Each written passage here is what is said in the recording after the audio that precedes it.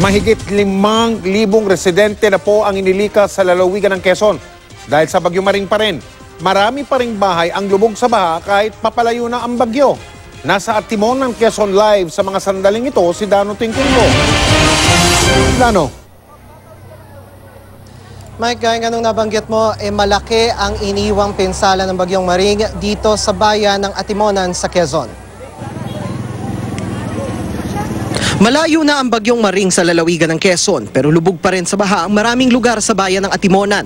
Ang bahay na ito sa ilalim ng tulay ng Maligaya lumubog matapos umapaw ang ilog dahil sa walang tigil na pag-ulan dulot ng Bagyong Maring. Sa mga lugar na bahagyang humupa ang baha, abala na sa paglilinis at pagsalba ng mga gamit na nalubog sa tubig. Mga 10 po ng gabi.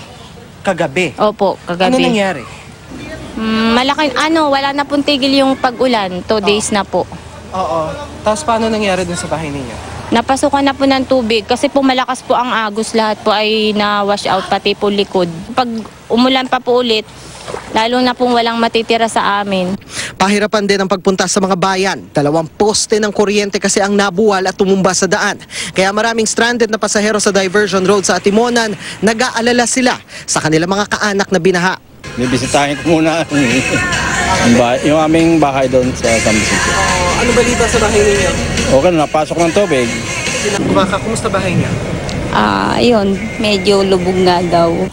Humigit kumulang 5 kilometro sa magkabilang north at southbound ang haba ng mga sasakyang naipit sa highway. Sa tala ng Quezon Provincial Disaster Risk Reduction and Management Office, tinamaan ng baha at landslides ang Atimonan, Gumaca, Agdangan, Pitogo at Calawag sa Quezon.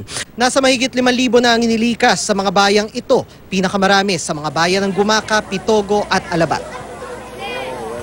At Mike, kanina nga hapon ay nagbigay na rin tayo ng relief goods mula sa GMA Kapuso Foundation sa may 8 pamilya na nakatira dyan sa ilalim ng tulay sa Maligaya dito pa rin sa Atimonan, Quezon. At sa mga oras na ito, dito naman sa Barangay Tagbakin, dito pa rin sa Atimonan, Quezon, ay nagpapatuloy yung pagbibigay ng relief goods mula pa rin yan sa GMA Kapuso Foundation. Sa mga oras na ito, Mike, ay medyo maganda-ganda na ang lagay na panahon na ating nararanasan at inihulot na rin sa atin na medyo humupa na rin ang tubig sa maraming bahay dito sa bayan ng Atimonan. Mike? Maraming salamat.